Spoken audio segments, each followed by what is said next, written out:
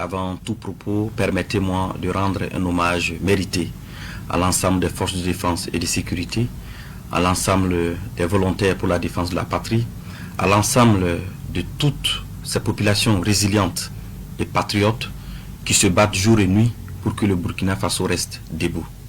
Grâce à leur résilience, grâce à leur détermination, grâce à leur abnégation, le Burkina Faso restera debout malgré toutes les adversités. Prompt rétablissement aux blessés. Pour ceux qui nous ont quittés dans cette guerre d'honneur, je réitère l'engagement ferme du gouvernement à ne jamais les oublier. Que la terre libre du Burkina Faso leur soit légère. C'est l'occasion pour moi de féliciter et de saluer le travail fort appréciable des services de renseignement. Grâce à leur professionnalisme, le Burkina Faso a déjoué pour la énième fois des tentatives de déstabilisation. Félicitations à eux. En substance, le 3 janvier 2026 à 23 h, il était prévu une action de déstabilisation du pays. Cela allait se faire par une série d'assassinats ciblés des autorités civiles et militaires, en commençant par la neutralisation du camarade capitaine Ibrahim Traoré, chef de l'État, président du Faso, soit à bout portant, soit par une action pour miner son domicile. Après cette action, devrait suivre une action de mise hors service de la base drone et une intervention militaire terrestre des forces extérieures.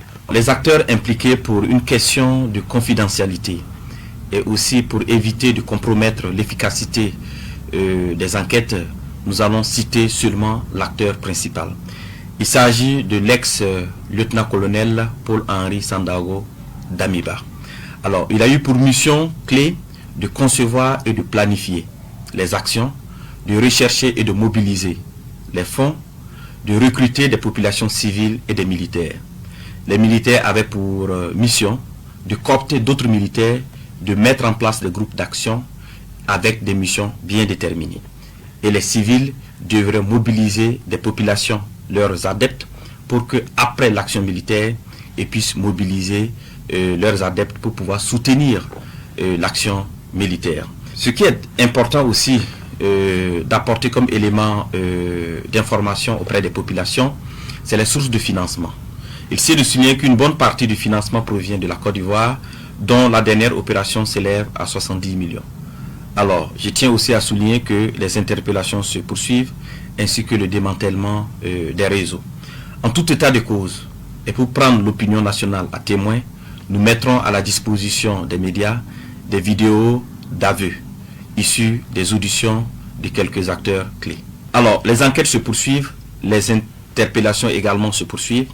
Alors, toutes les personnes impliquées dans cette affaire seront présentées devant le procureur du Faso, et toute la rigueur de la loi s'appliquera à eux. À l'endroit des Burkinabés, je tiens à rassurer les populations que la situation est sous contrôle.